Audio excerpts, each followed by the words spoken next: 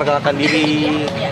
Perkenalkan, saya Ranasta dari Azamaima, biasa dipanggil Nasta. Saya mahasiswa hukum Unika Atmajaya, tapi saya baru semester 2. Kalau yang dari refleksi saya pribadi ya, ini ada hubungan eratnya sama sistem pendidikan di Indonesia sebenarnya. Kalau di kurikulum kita, ini yang saya alamin dari SMA sampai bahkan kuliah ini, itu Papua itu selalu digambarkan, organisasi Papua Merdeka itu selalu digambarkan sebagai teroris kan. Dan itu berlangsung gak cuma pas saya di SMA, di kuliah pun juga selalu digambarkan OPM ini teroris. Tapi namun buktinya apa? Tadi itu perbandingan antara kelompok yang bersenjata di Papua dengan aparat yang ada di Papua itu 1 dibanding 56 atau 58 gitu.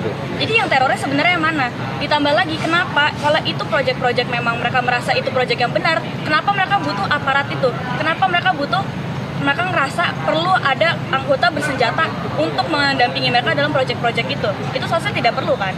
Dan yang ditambah lagi, selalu selama saya SMA dan selama saya kuliah ini, tiap di mata pelajaran atau mata kuliah Pancasila atau kewarganegaraan itu selalu dibahasnya bahwa Papua ini tuh terlalu separatis, dan mereka itu selalu argumennya sama.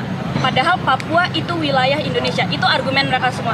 Dan tidak pernah argumen mereka itu padahal rakyat Papua adalah rakyat Indonesia. Jadi yang selalu mereka pikirin adalah pulaunya, dan tidak pernah yang mereka pikirin itu rakyat Papuanya itu sendiri. Jadi menurut saya emang kurikulum dan sistem pendidikan di Indonesia itu memang membungkam sekali apa yang terjadi di Papua, karena mereka hanya mempedulikan kayak yang mereka pikirin itu Papua ini separatis, dan mereka tidak pernah sekalipun berhenti untuk mempertanyakan kenapa Papua sendiri itu mau merdeka. Jadi itu menurut saya kegagalan dari sistem pendidikan yang ada di Indonesia.